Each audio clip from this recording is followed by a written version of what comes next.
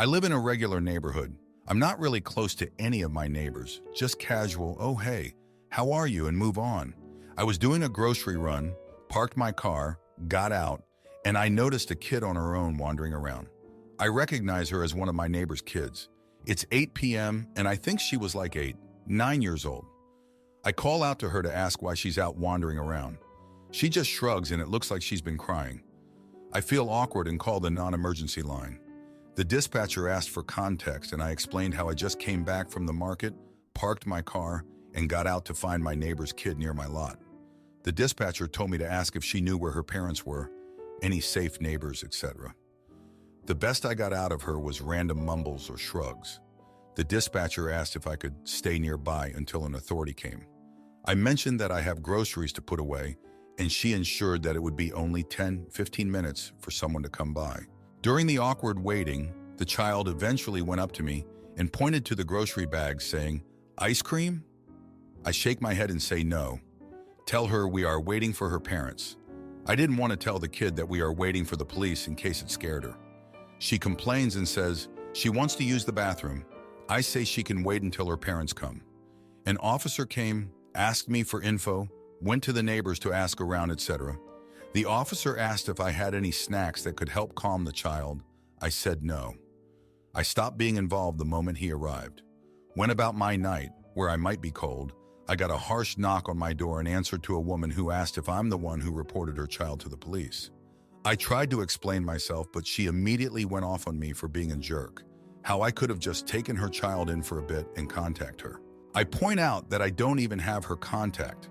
She then tries to give me on it, but I refuse, saying I don't care about having her contact. She shouldn't have let her child wander around. She yells that her child snuck out through the garden gate. I shrug and say I don't care, her problem. Right now I'm being bad talked around. She keeps telling people I called the police on a kid, which I mean I did, but it's not like I was getting the kid arrested. I just wanted her to be found. I'm being called the narc or the police caller of the neighborhood. I found this out when I casually waved hello to one of my neighbors on the downside of the road and he went, "Don't worry, my grill follows the regulations. Don't call the police on me," mockingly. Was I cold for how I handled things? Looking back, it may have been cold, but I was protecting myself first. Now, for a few comments before the update. Comment 1. It sounds like perhaps the truth isn't what the neighbors were told. You were correct not to take the child inside. Unless there is a threat like dangerous weather or a fear of abuse, then the best place for them is on the porch or curb where their family and authorities can find them. Frankly, it's a terrible idea to give any child, especially one who isn't communicating well and is upset, something to eat. You don't know what their medical conditions are or what they are allergic to. If the cop couldn't safely return the kid, they can call EMS CPS to make sure the child is checked out and has what they need. You might want to give your side on Nextdoor or whatever community platforms you have. Comment 2, not the idiot. I also once found a wandering kid and had to call the police. However, her parents were extremely grateful and offered to fix me a homemade Indian dinner. Yum, ETA. I also did not bring the child into my house. This was before cell phones, because I didn't want to teach her it was okay to go into strangers' homes. She did end up attracting 2 other neighborhood children who had been locked out of their house when their mom ran to the store. They were in the park. When the police arrived, I had 3 lost children. But fortunately, Mom #2 showed up when they were talking to me. Now, for the update. Hey everyone, thanks for reading my update. It's been a chaotic 3 days since my last post, and I've got quite a bit to share with you all. After the incident with my neighbor's kid and the backlash I received from the community, I decided to lay low for a bit. I didn't want to fuel any more rumors or give people more reasons to talk behind my back. However, things took an unexpected turn when I received a letter in the mail from the local Child Protective Services, CPS. The letter stated that they had received an anonymous tip about the incident with my neighbor's child and were launching an investigation into the family's living situation. I was shocked and confused, as I had never intended for things to escalate to this level. I knew that if the investigation found anything concerning, it could potentially lead to the child being removed from the home, which was never my intention. I spent the next day agonizing over what to do. On one hand, I didn't want to get further involved in my neighbor's personal life. especially given the hostility I had already faced from the community. On the other hand, I couldn't shake the feeling that maybe there was more going on behind closed doors than I had initially realized. After much deliberation, I decided to reach out to the CPS caseworker assigned to the investigation. I explained my side of the story and expressed my concerns about the child's well-being. The caseworker listened intently and assured me that they would handle the situation with the utmost care and professionalism. As it turns out, my decision to speak with CPS ended up being a crucial turning point in the investigation. The caseworker informed me that they had uncovered some troubling information about the family's history, including previous reports of neglect and domestic violence. They thanked me for coming forward and providing additional context, as it helped them build a stronger case for intervention. In the end, the child was temporarily removed from the home and placed with a relative while the parents underwent mandatory counseling and parenting classes. It was a difficult and emotional process for everyone involved, but I knew that it was ultimately in the best interest of the child's safety and well-being. Looking back on the events of the past few days, I can't help but reflect on my own childhood and the challenges I faced growing up. My parents were loving and supportive, but they struggled with their own demons, including addiction and mental health issues. There were times when I felt neglected and alone, but I never had the courage to speak up or ask for help. I realize now that my decision to call the non-emergency line that night was not just about protecting the child, but also about confronting my own past and breaking the cycle of silence and inaction. It was a risk that could have backfired and made things worse, but in the end, it turned out to be the right thing to do. As for my relationship with my neighbors, things are still a bit tense and awkward. Some people continue to give me dirty looks and make snide comments, but I've also received a few messages of support and gratitude from those who understand the difficult position I was in. I know that it will take time to rebuild trust and repair the damage that has been done, but I'm committed to being a positive presence in my community and looking out for the well-being of all its members, especially the most vulnerable. Thanks for reading and for all your support during this challenging time. It means more to me than you know. My fiance's grandparents try to force a family reunion by ambushing us with half-siblings. So I show them the door and make it clear they're not welcome at our wedding. I, 27-year-old female, have known my fiancé for 8 years now, and we're getting married next year. He does not have a relationship with his mother anymore, and his dad died when he was 6 years old. He had grandparents, aunts and uncles, as well as cousins from his dad's side, whom he was very close to and still is today. From his mother's side, he only had grandparents that he still spoke to, but he was not that close to them. During our relationship, they did get closer because they validated my fiancé's bad experiences with his mom, and they accepted that she did a poor job after his dad died and had really messed with my fiancé's head. My fiancé's mother had 2 additional children before he moved out of her house. She has a daughter who would be about 9 years old now, and a son who would be 11 years old, I think. I have never met them, so I could be off by a year or 2. My fiancé does not see these kids. He does not want to see them or have any contact with them. This was always something he was honest about.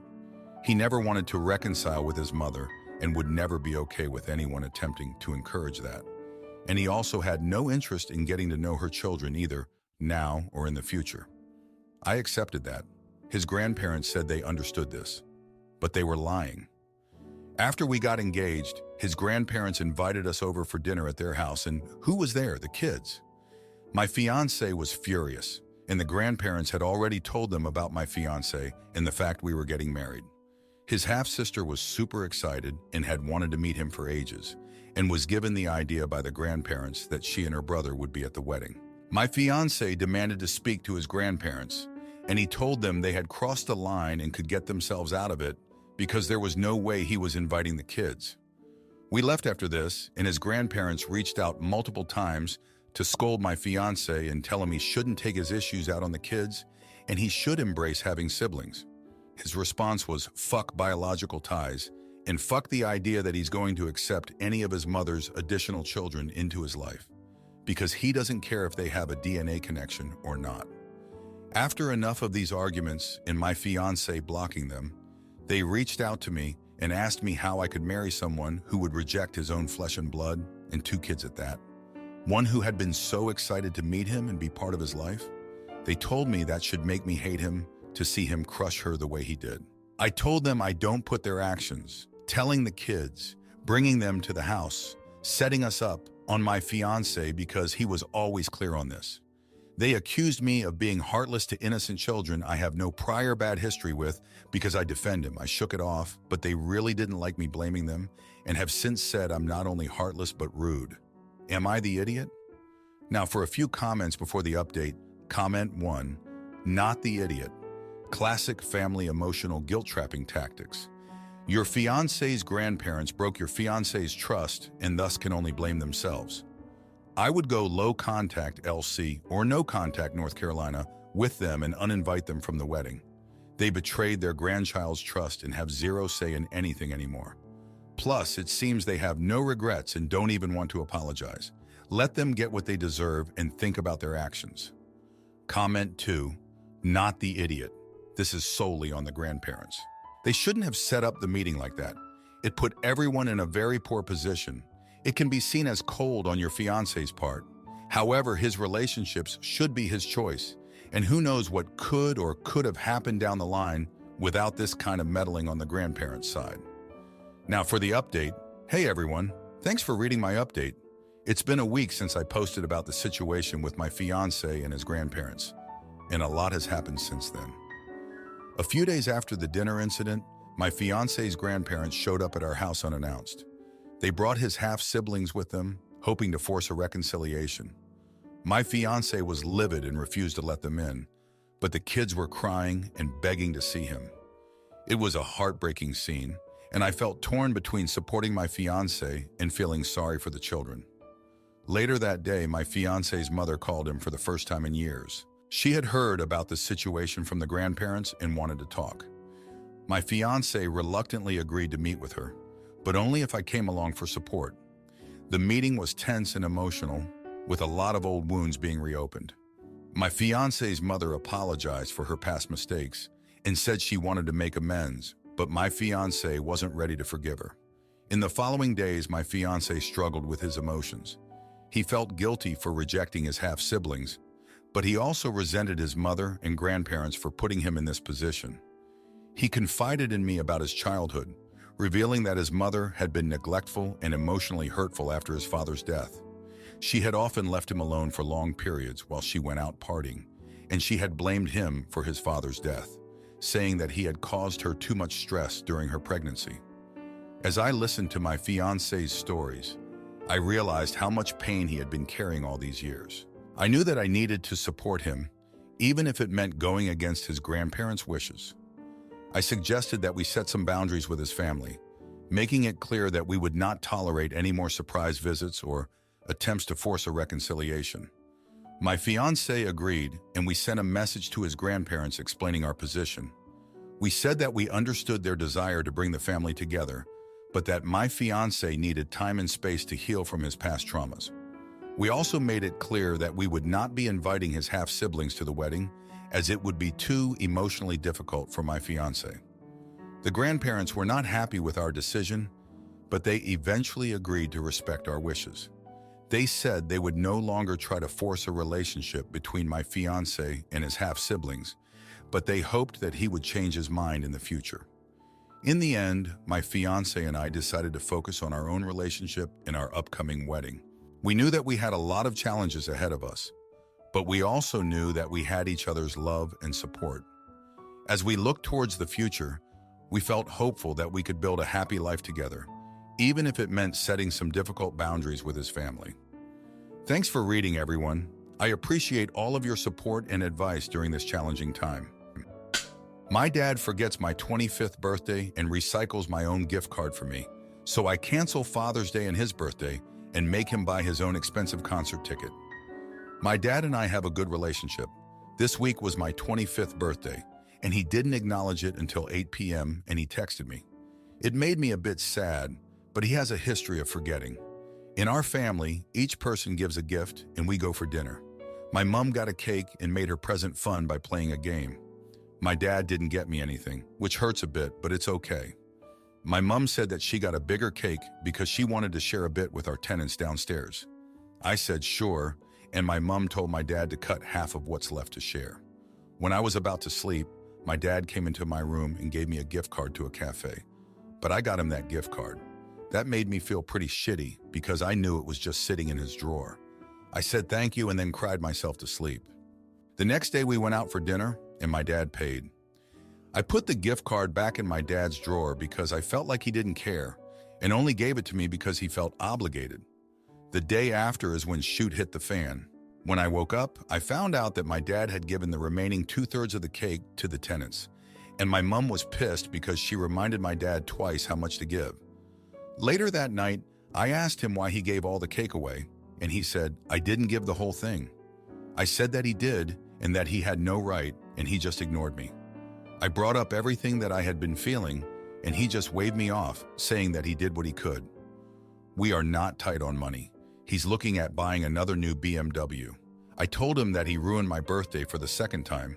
The first time was a whole other thing. And he ignored me. I said that I put the gift card back in his office and that he could keep it. I told my mom what happened, and he came in and yelled at her for turning me against him. He said that he didn't even want to give me the gift card, and why should he have to give me a second gift when he pays for dinner? He only gave it because my mom mentioned that I put so much effort into celebrating them, and I might be disappointed. I said he didn't have to get me a second gift, but giving me what I gave him at the last minute was rude. I did say shut up when he kept on speaking over me, and I know I'm the AH for that. He blamed my mom for the cake thing, and he claimed that she never told him to cut half. I said that I won't be celebrating Father's Day or his birthday. I'll say it, but no gift, cake, or dinner. He said, good, I don't care. In our country, we don't say happy birthday.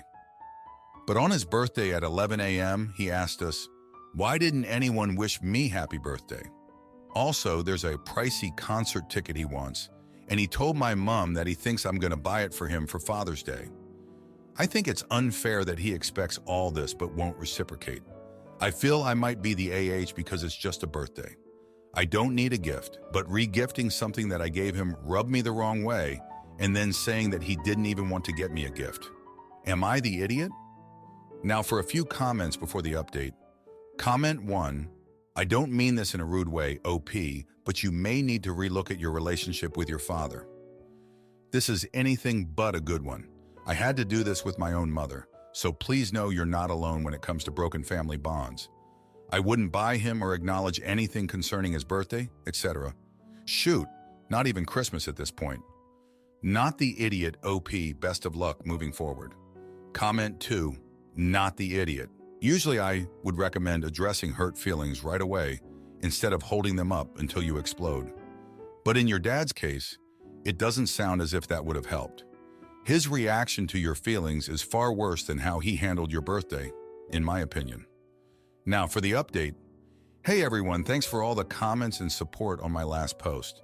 It's been a busy 3 months since my birthday, and I've got quite the update for you. So after the whole birthday fiasco with my dad, things were pretty tense around the house. I stuck to my guns and didn't get him anything for Father's Day or his birthday, just like I said I would. He was pretty miffed about it, but I held my ground. My mom tried to play problem solver, but it was clear that my dad and I needed some space. A few weeks later, I decided to take a little trip to clear my head. I went to visit my best friend from college who lives a few hours away. It was great to catch up and get some distance from the family drama. But here's where things took a turn. While I was away, my mom called me in a panic. Apparently, my dad had been snooping through my room and found an old journal of mine from high school. In it, I had written about a time when I snuck out to a party and got really drunk. I was underage at the time, and I knew my parents would be furious if they found out. Well, my dad did find out, and he was livid. When I got back from my trip, my dad confronted me about the journal entry. He started yelling about how I had betrayed his trust and how he couldn't believe I would do something so irresponsible. I tried to explain that it was years ago and that I had learned my lesson, but he wasn't having it. Things only got worse from there. My dad started bringing up the journal entry in every argument we had. He would use it as ammunition to make me feel guilty and to prove that I was a liar. It got to the point where I dreaded coming home because I knew I would have to face his anger and disappointment. But then something unexpected happened. My mom finally had enough of my dad's behavior. She sat him down and gave him a piece of her mind. She told him that he needed to let go of the past and focus on the present. She reminded him of all the times he had let me down, like forgetting my birthday and regifting my present. It was a real eye-opener for my dad. He realized that he had been holding on to his anger and resentment for too long. He apologized to me and my mom for his behavior and promised to do better. Since then, things have been slowly improving. My dad has been making more of an effort to be present and to show his appreciation for me and my mom. He even surprised me with a heartfelt letter on my half-birthday, apologizing for his actions and telling me how much he loves and values me. I know we still have a long way to go, but I'm hopeful that we can continue to rebuild our relationship. I've learned that holding on to grudges and anger only hurts everyone involved. Sometimes it takes a mistake or a confrontation to really see things clearly and to make a change. Thanks for reading, everyone. It feels good to get this off my chest and to share my story with all of you. If you like this video, you'll probably like these too. Also, while you're here, please consider subscribing. It's your support that keeps this channel alive and allows me to make better and longer videos. Have a great day.